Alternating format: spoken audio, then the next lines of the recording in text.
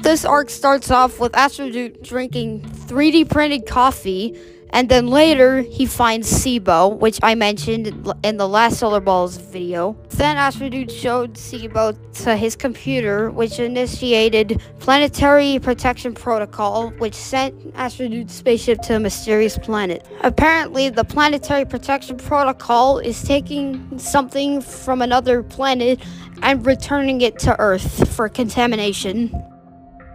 Or something like that, I don't know, man. Anyways, Astrodude decides to go outside only to be greeted with a bunch of aliens. Anyways, after Astrodude dealing with all this for a few seconds, Astrodude finally makes it to the surface, which, spoiler alert, the planet he crash landed on turned out to be the Earth this entire time. And then Astrodude starts calling his boss, but then his boss never answered, so he decides to go underwater and proceeds to get eaten by a whale. If I had to give another positive thing about this arc, is that the message sent by Astrodude's wife is kind of nice. Is this real? Baby, it's... I know you're probably not getting any of my video messages. Maybe you're on a mission far from home, but I just wanted you to know that I hope you are safe and that I love you so much.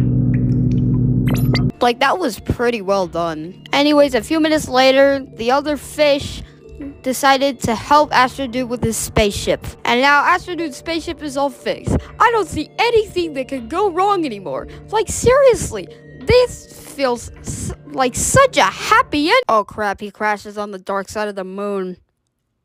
Oh. Well, this arc wasn't so bad. I'll give it an A tier.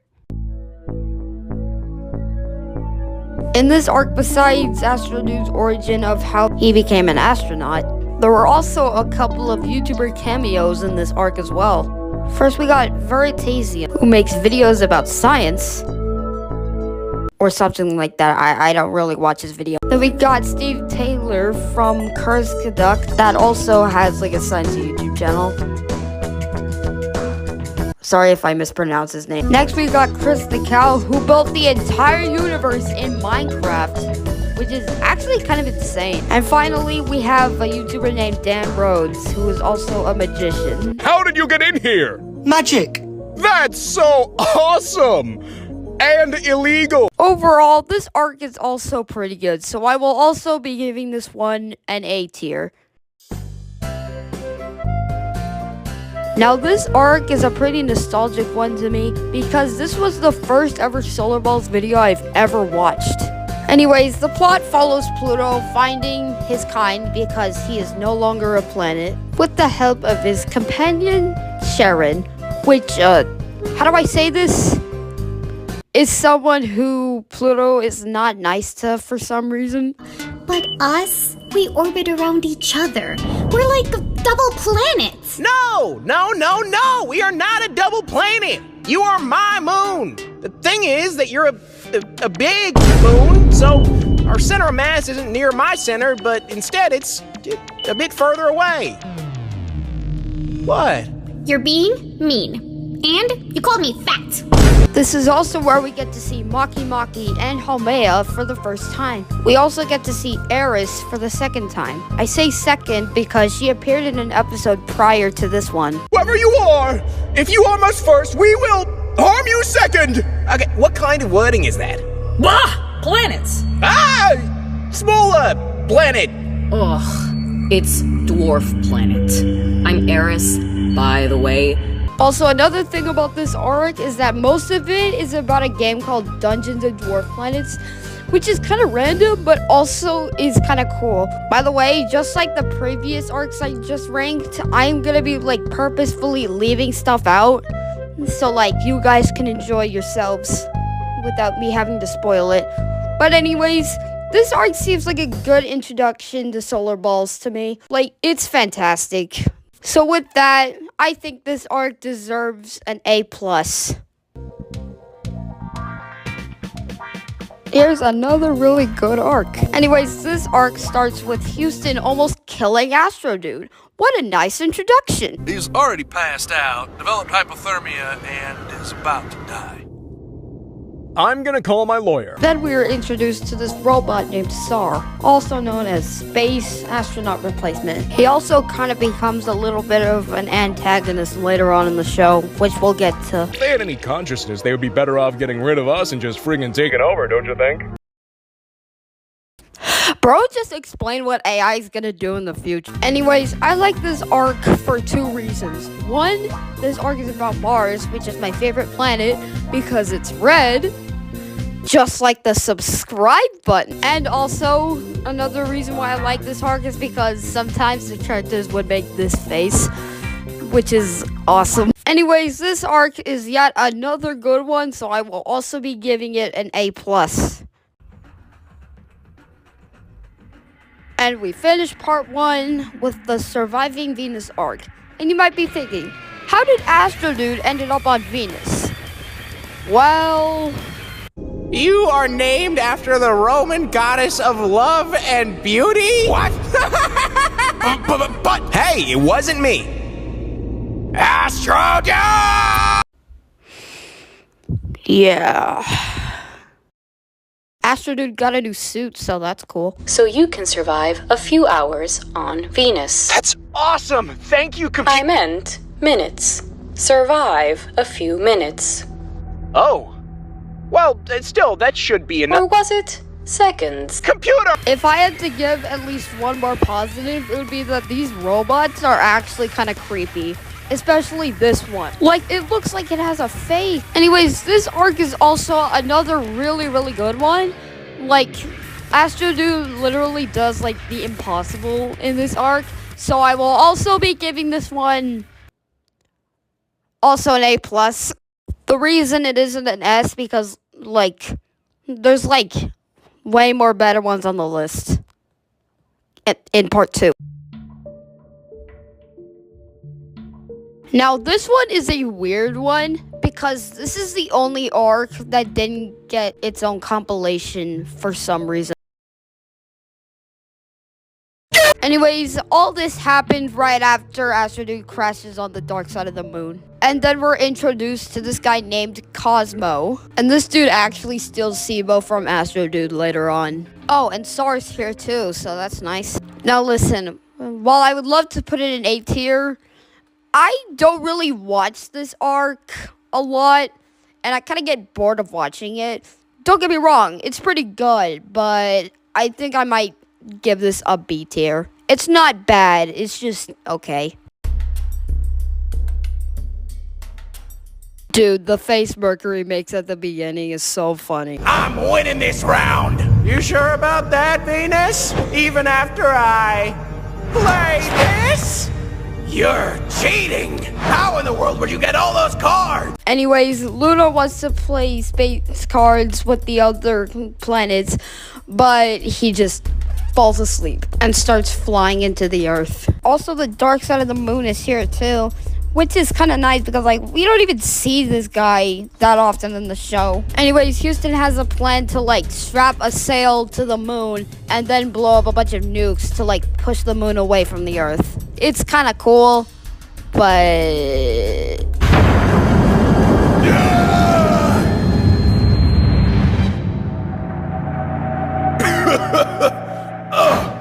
What was that? Hey, Moon, are you alright? Are you still asleep after all that? Now, it would seem that all hope is lost, but then...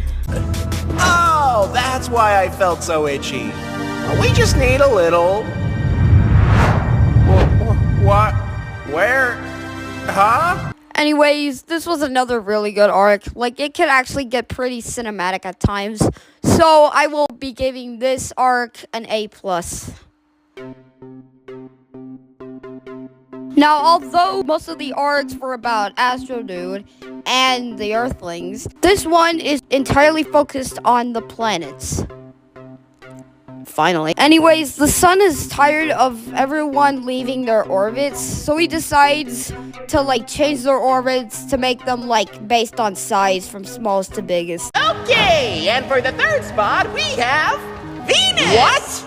Venus? Sorry, Earth. Now go to your new spot. But, my Earthlings! They'll figure it out. Maybe they can build their silly space colonies and avoid extinction. But Anyways, we can see that the Earth is freezing and Neptune is a lot smarter, which is kind of strange because Neptune usually has short-term memory loss. hi, Neptune. This orbit ain't so bad. Whoa! What happened to you?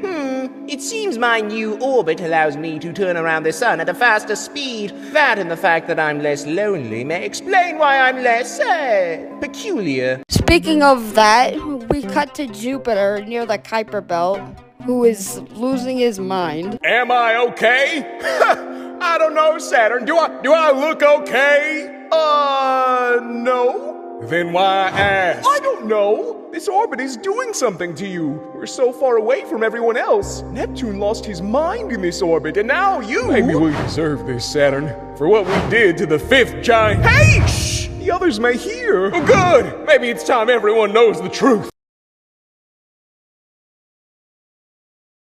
Also, there's a scene where the sun just crashes out at Mars, which definitely did not become a meme. I am Helios, Ra, Apollo, the Inti. You dare mock my name, Ares!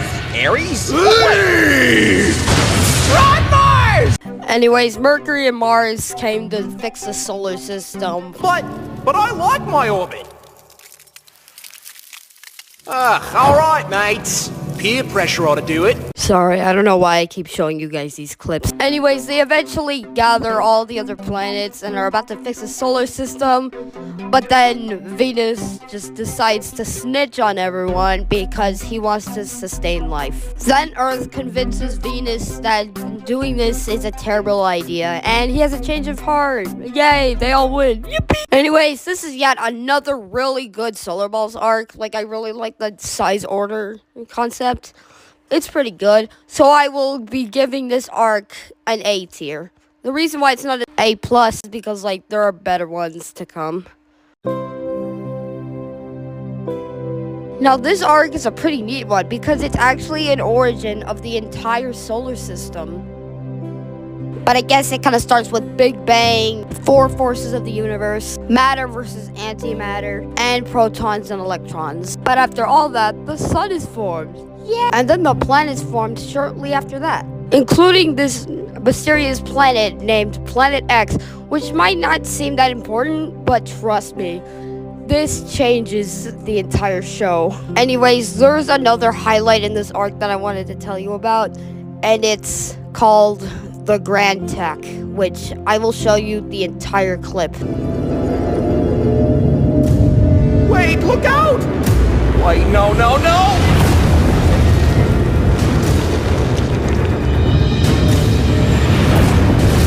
No, sorry, it's not my...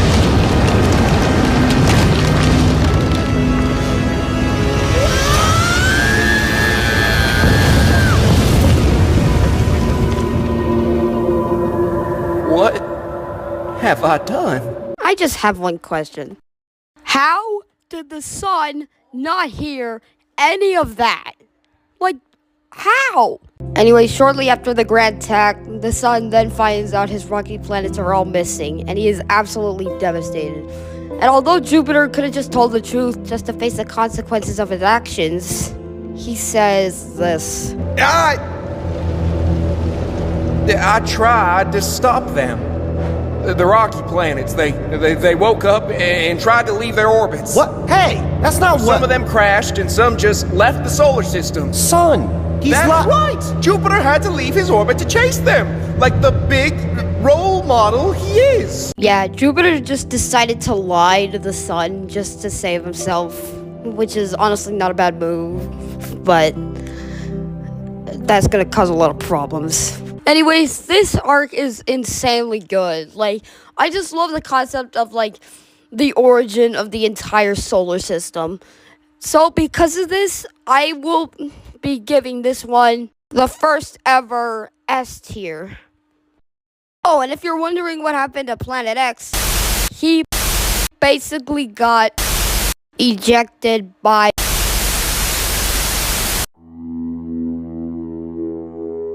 And we finish off part 2 with the planets awaken. And It's honestly a pretty good one. Anyways, this arc starts off with Astrodude going to space, only to realize that the planets are kind of creepy. Also, you're probably wondering why the planets look like that. Well, remember earlier when I said that matter won against antimatter? Well, apparently there was a bit of antimatter left that kind of turned the planets into this. Also, this scene where Jupiter eats the Earth is just the most insane thing I've ever seen in this arc. In fact, this whole arc is just crazy. So, I will also give this an S tier. We start this video with the Moon Revolution arc. And honestly, in my opinion, out of the 3 major arcs, I think this one is like the least good. But that doesn't mean it's that bad though. Anyways, this all happened because the Earth said some pretty offensive things. Stop! Don't say it! He's just a moon, okay? We're nothing alike. Oh, come on, don't be rude. No! Moons should know their place. Keep saying silly things like this and you'll make them think they can become planets like us. Anyways, after all that, Titan was to have like a strike with all the planets just to see that the planets and moons are equals. But then Ganymede says that this is a terrible idea and decides to change things up a little bit. Anyways, Luna eventually returns, only to find out that the other moons have changed the plan, which is this. If we don't make noise, they won't listen. The only way they'll ever respect us is if we bring down their golden boy. Wait, you don't mean... We are taking down the Earth. Are you with us?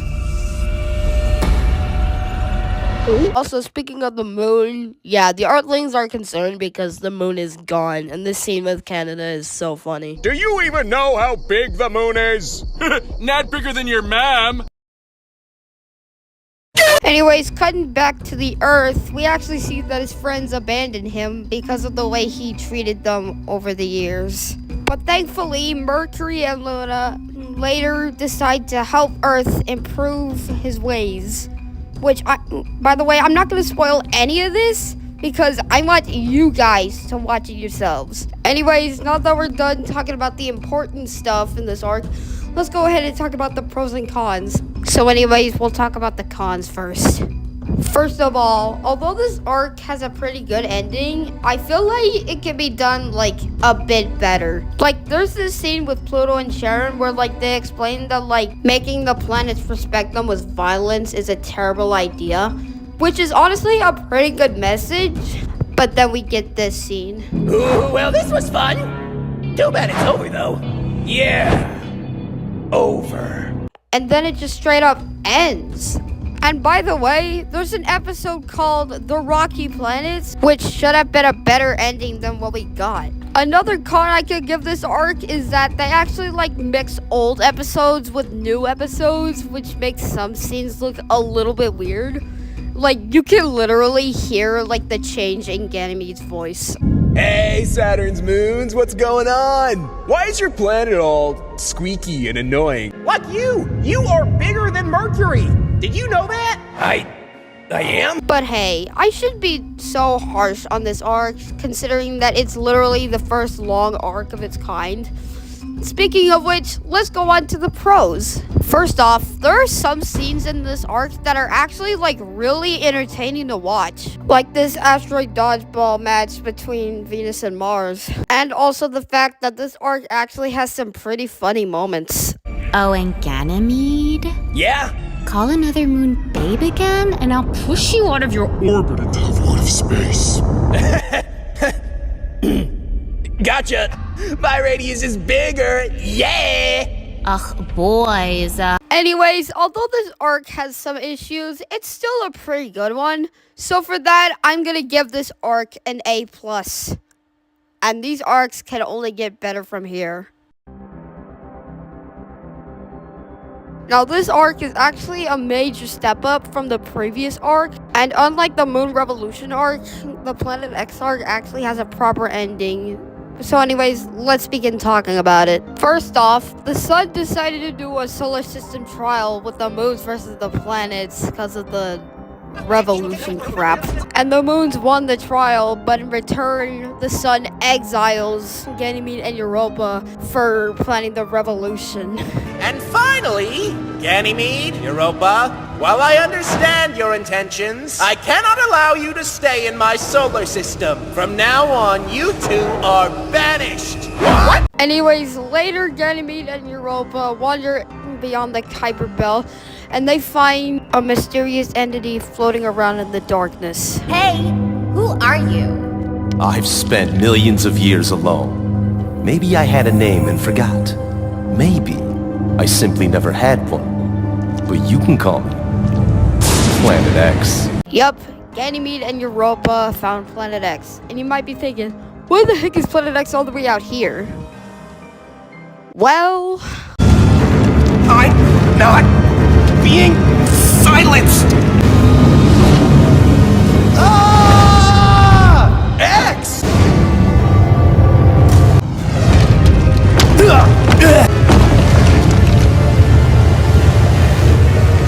Help!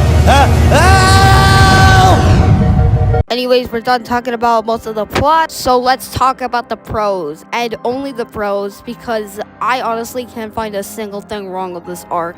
First of all, the scene where Planet X exposes Jupiter's secret to the sun is so freaking good. You destroyed the early rocky planets, lied about it, then ejected Planet X and lied about it again!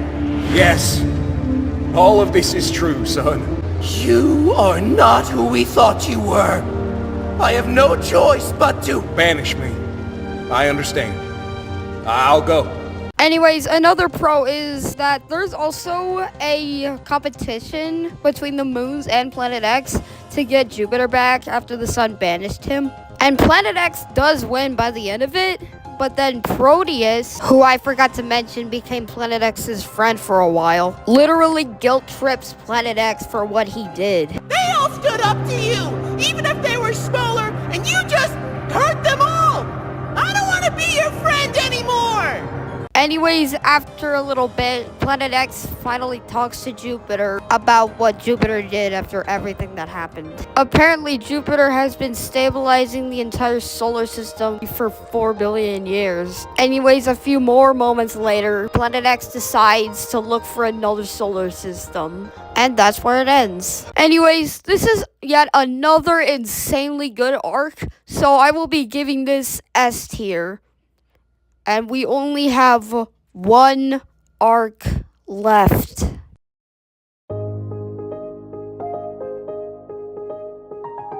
Oh my gosh. I don't think I've ever seen a Solarballs arc this amazing in my entire life. Now, since I don't have time to talk about the plot, I'm only going to talk about what makes this arc so amazing. First, you can see that the Earth is actually going crazy because he heard the name Theia. By the way, I forgot to mention that Planet X mentioned Theia in the last arc, by the way. And then later, the Earth finds Jupiter, which causes the Earth to end up in the Kuiper Belt. By the way, I forgot to mention also that Jupiter actually returns to the solar system. And Uranus is actually very upset because Jupiter's back, but Planet X isn't. So he decides to leave the solar system. Also, for most of the arc, Uranus wanted everyone to call him Kalis. Hey, Uranus! Kylus! I'm Kylus now! And even later, every single planet in the solar system eventually leaves the solar system for like personal reasons. By the way, another positive I could give to this arc is that Ceres sees the Earth and decides to chuck asteroids at the Earth, which causes an intense fight to start happening for a while. Anyways, going back to the Earth, he actually finds the guys from the Big Bang arc, asking them what life is about, and he didn't really get the answers he wanted until he ends up in a white area where he found 2 celestial bodies. You need to wake up, Earth. Are you? Thea? The longer you stay here, the more in danger you are. And you are Proto-me? Yup, the Earth finally found Thea and Proto-Earth, and this leads to a whole freaking backstory about how the Earth was formed. And I'm not gonna go too in-depth with this because I want you guys to see it for yourself. But all you need to know is this is what happens to Proto and Thea. I love you, Proto. I love you too, Thea.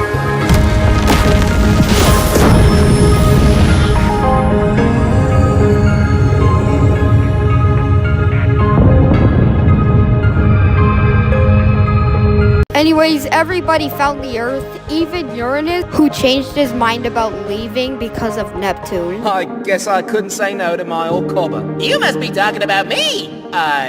Yeah. Obviously. Aw, you're also my old Klorgberg. Cobber. Don't make up words, Uranus. Anyways, after a while, the Earth finally wakes up and everyone is thrilled.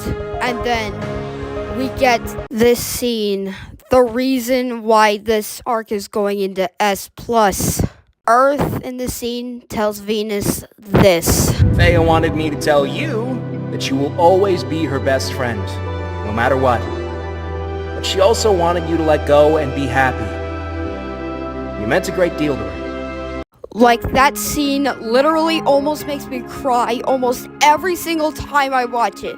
This arc is literally the best arc Solarballs has ever made, and I'm giving this S+. I literally wouldn't have it any other way.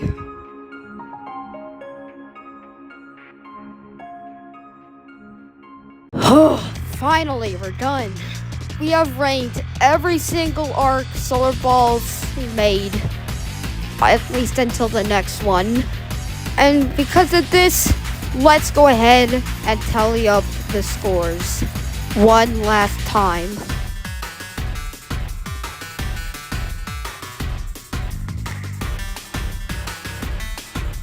Anyways, thank you guys so much for watching this Solarballs arc ranking series. I really hope you guys enjoyed it.